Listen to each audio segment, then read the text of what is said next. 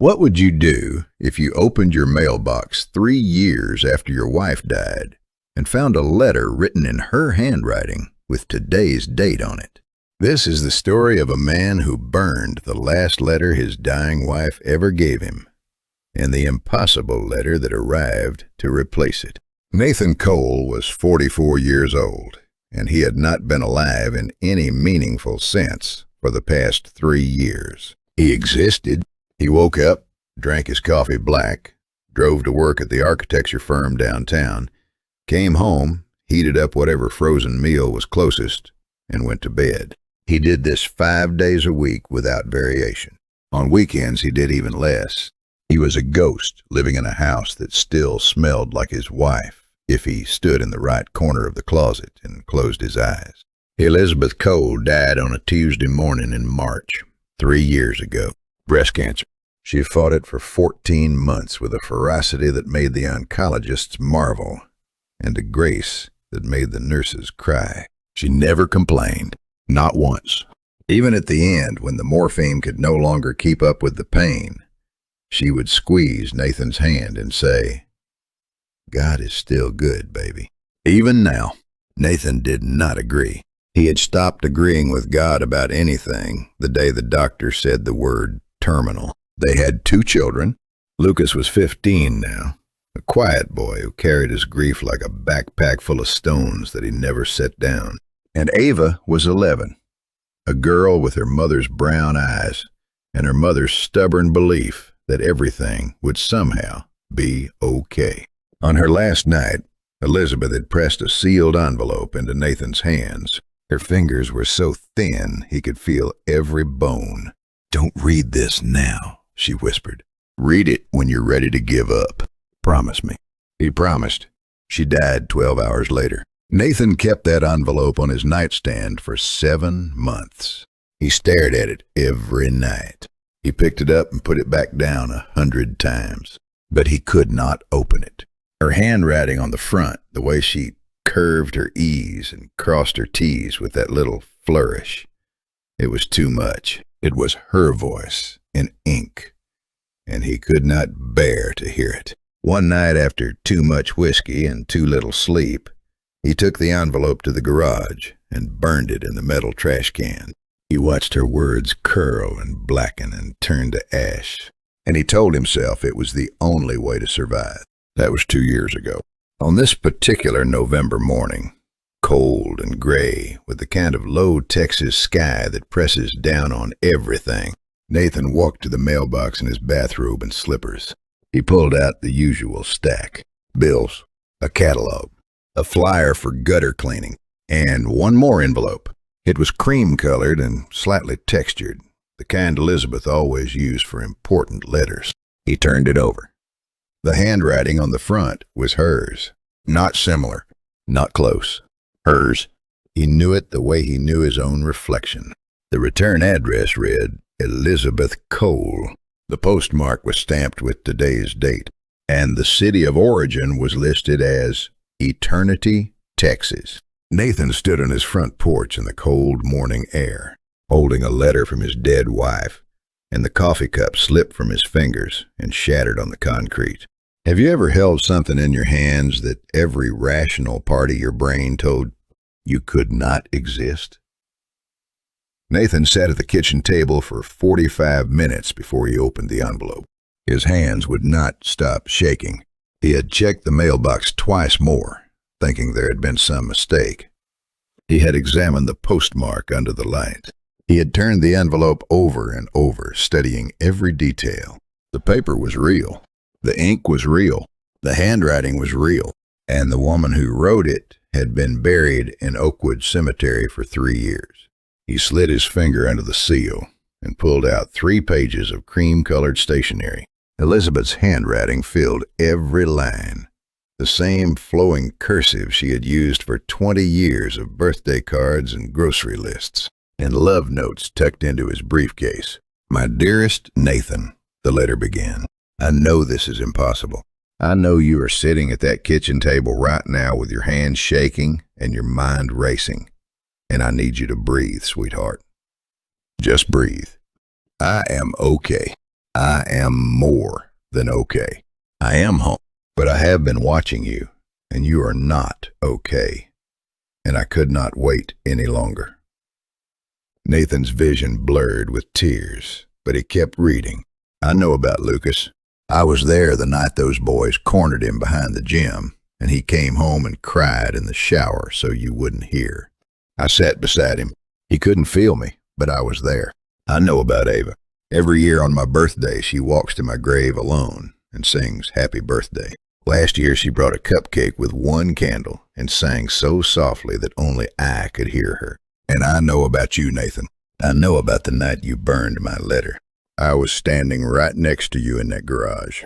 I watched the paper turn to ash, and I watched you fall to your knees. And I held you, even though you couldn't feel my arms. Nathan was on the floor now. He had slid off the chair without realizing it.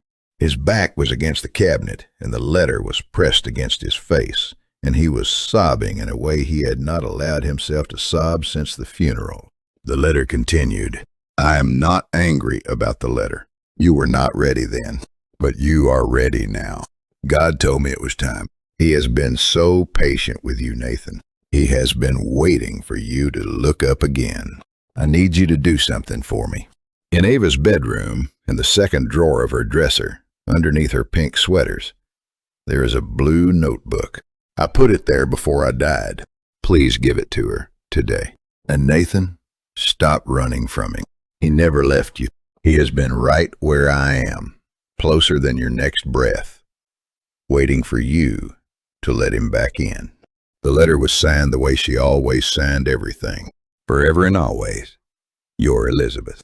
Nathan held that letter against his chest and rocked back and forth on the kitchen floor like a child. Every word she had written was true. Every detail was something no one could have known. And the woman writing it had been dead for 3 years. What if your dead wife knew things about your children's future that had not happened yet? Nathan wiped his face and stood up slowly. His legs felt like they belonged to someone else. He walked down the hallway to Ava's bedroom. The room was exactly what you would expect from an 11-year-old girl. Purple walls, stuffed animals on the bed, drawings taped to the mirror, a poster of a horse above the desk. He opened the second drawer of her dresser and moved aside the folded pink sweaters. There it was, a blue notebook, the kind with a hard cover and an elastic band holding it closed. He had never seen it before. It had been there for 3 years, tucked away by Elizabeth before she died, waiting for exactly this moment. He sat on the edge of Ava's bed and opened it. The first page said, "For my beautiful Ava, from Mommy." What followed was a journal that spanned Ava's entire life up to the day Elizabeth died. Her first word, her first step, the day she discovered butterflies, the afternoon. She fell off her bicycle and ran to her mother instead of her father because, Elizabeth wrote, "You always knew I would make it better before I made it a lesson." Every entry was written with the tender precision of a mother who knew she would not be there to say these things out loud. Birthdays were documented. First days of school were described. Small private moments that no one else witnessed were captured in Elizabeth's beautiful handwriting. Nathan was already weeping again when he turned to the final pages, and his heart stopped completely. The last entries were not memories. They were written in a different tone, urgent and certain, as if Elizabeth had been given information she could not explain, but knew with absolute confidence was true. My darling Ava, when you read this, I will be with Jesus, and you will be old enough to understand. But I need you to know some things about what is coming. Tomorrow, after your daddy gives you this notebook, you will go to school and meet a new girl named Sophia. She lost her mommy too. You will become best friends because God put you in each other's lives to heal each other. Take care of her the way I always took care of you. Nathan stared at the page. Ava had not mentioned any new friends. This prediction was for tomorrow, a day that had not happened yet. He turned the page. And Ava, on the day your daddy reads this, Lucas is going to smile for the first time in a long time at school today. Something good is going to happen to him, and he will come home different. Watch for it. The final entry was addressed to Nathan. Nathan, I know you are reading this too because you could never resist. Today, for the first time in 3 years, you are going to pray. Not because someone told you to, because you finally feel him again. Welcome home, my love. He closed the notebook and held it against his chest and looked up at the ceiling of his daughter's purple bedroom. And for the first time in 3 years, Nathan Cole closed his eyes and talked to God. What if a prophecy written by a dead woman came true the very next day, detail by detail, name by name? Nathan barely slept that night. He lay in bed with the blue notebook on one side and Elizabeth's impossible letter on the other, his mind turning over every word like stones in a river. By morning, he had made a decision. He would give Ava the notebook when she came home from school, and he would watch. He would watch and see if the words of a woman who died 3 years ago could predict what would happen today. He drove the kids to school in silence. Lucas put in his earbuds and stared out the window the way he always did.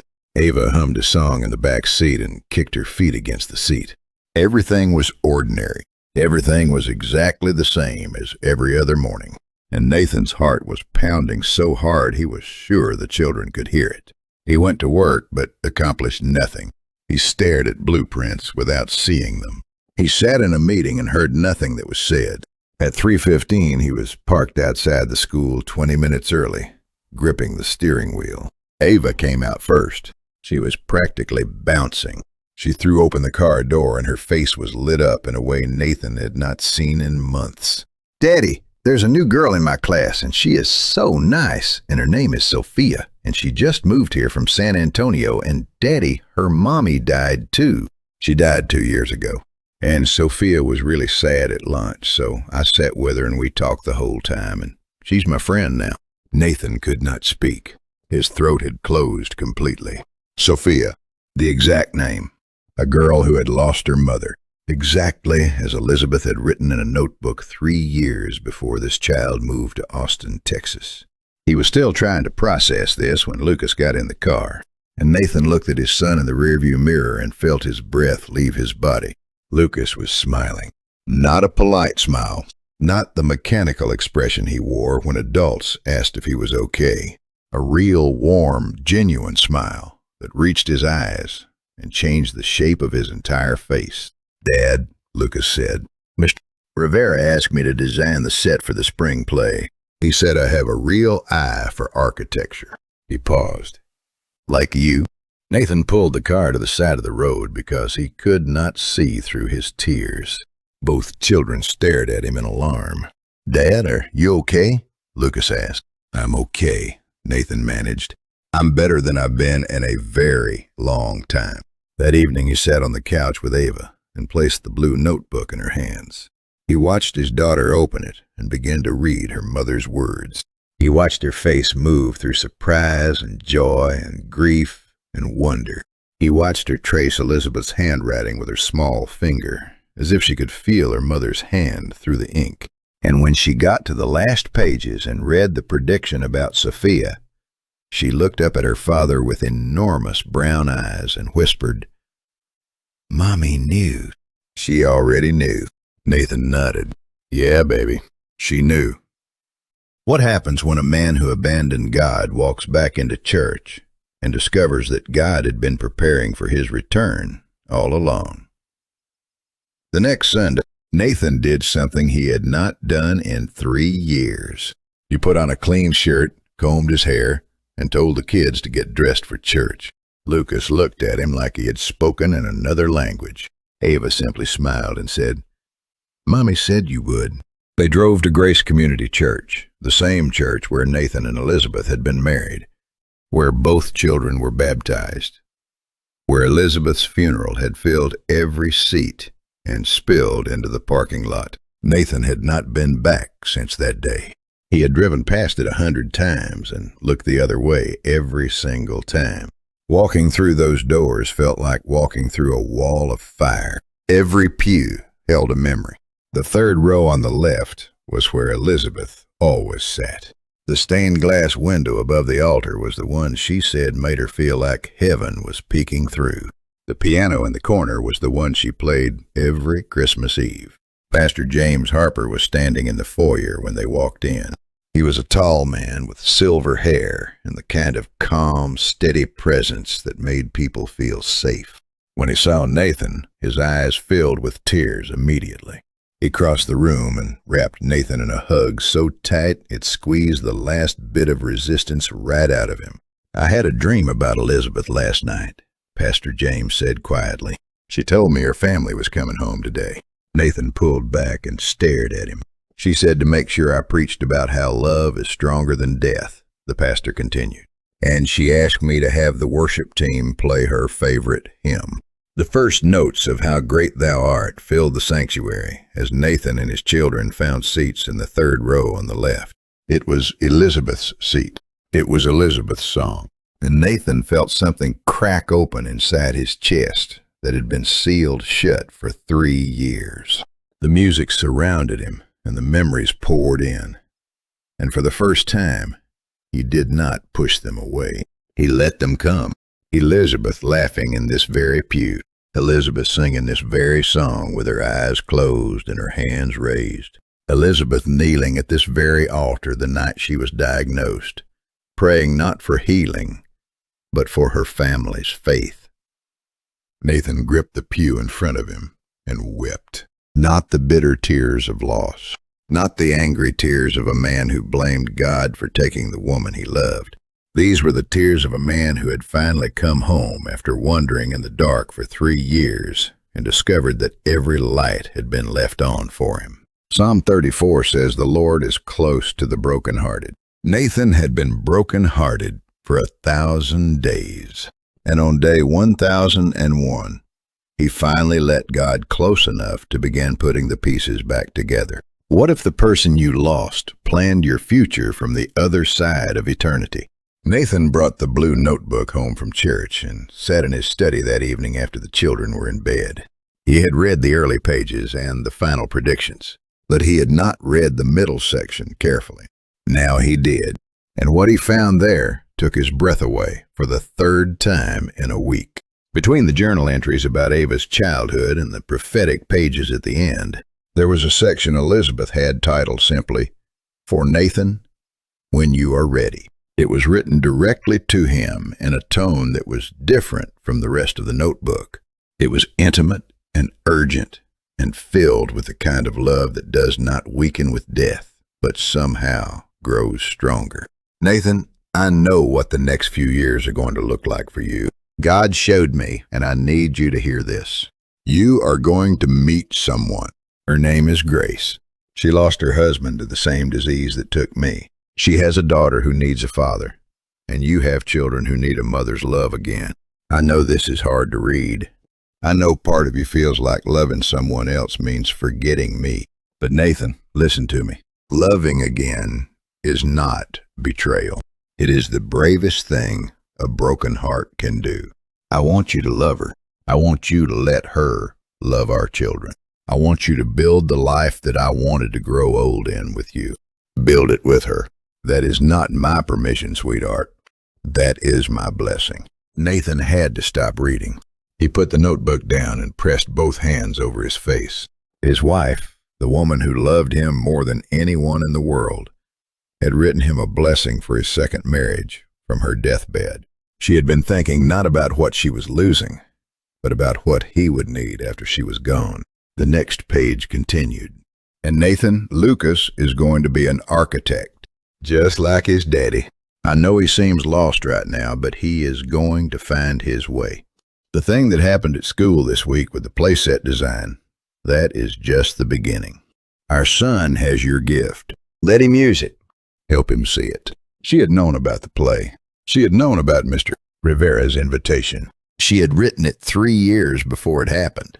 Nathan turned to the very last page of the notebook. It was short, just 3 lines. "God's love does not end at the grave. Neither does mine.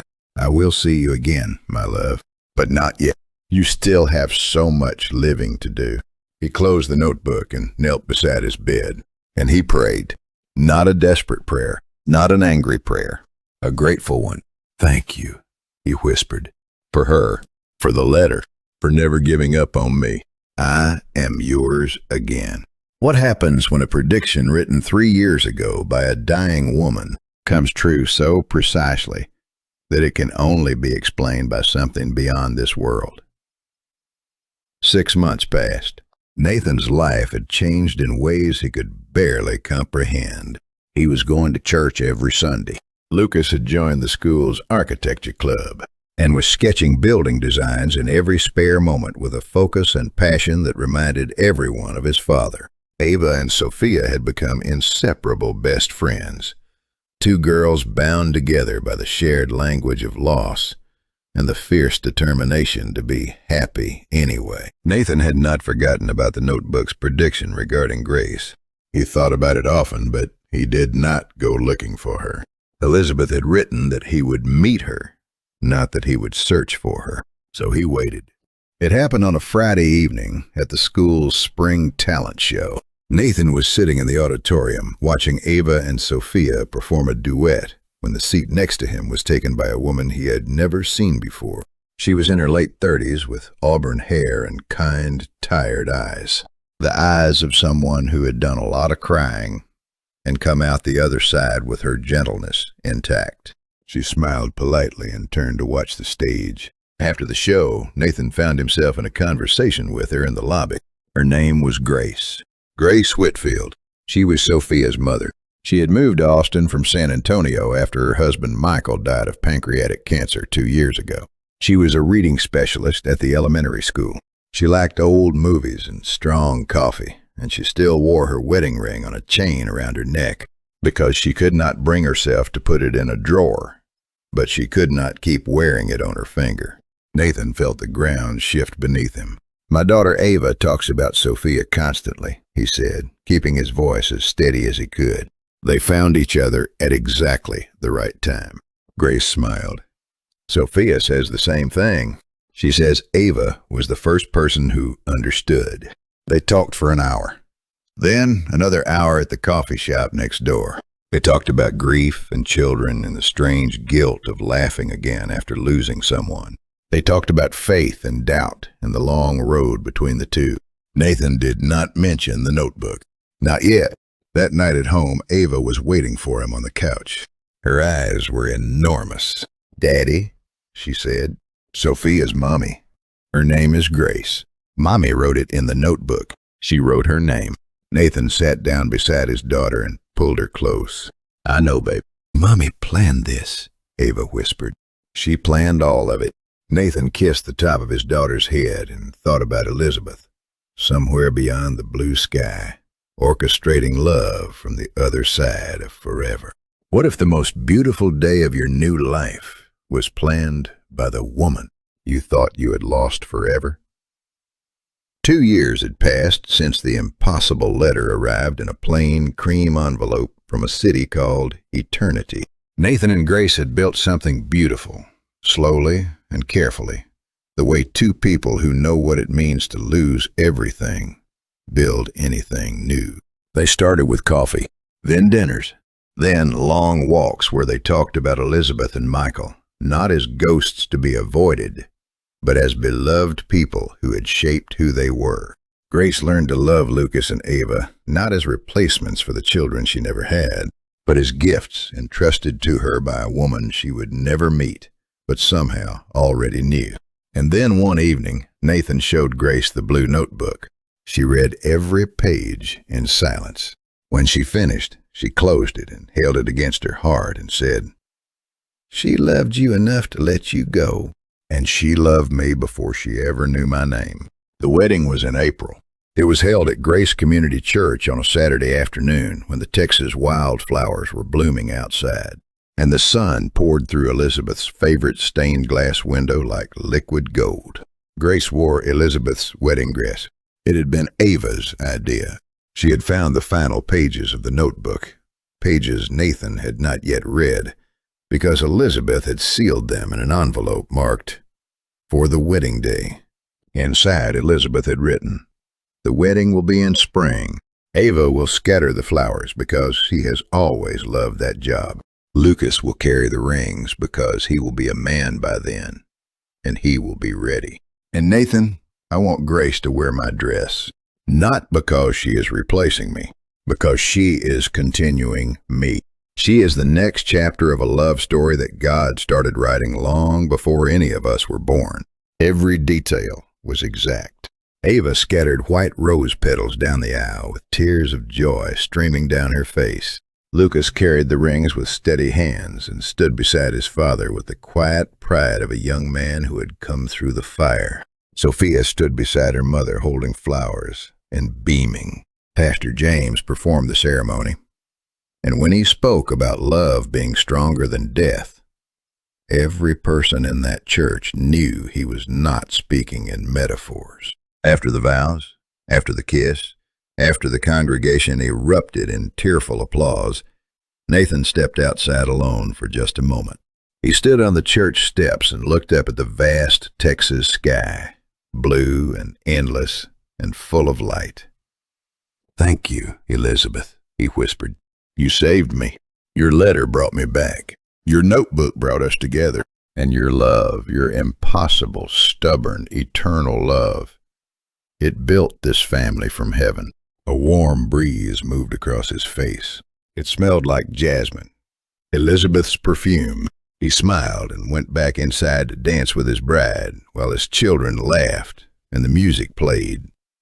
And somewhere beyond the sky, a woman in the presence of God watched her family begin again.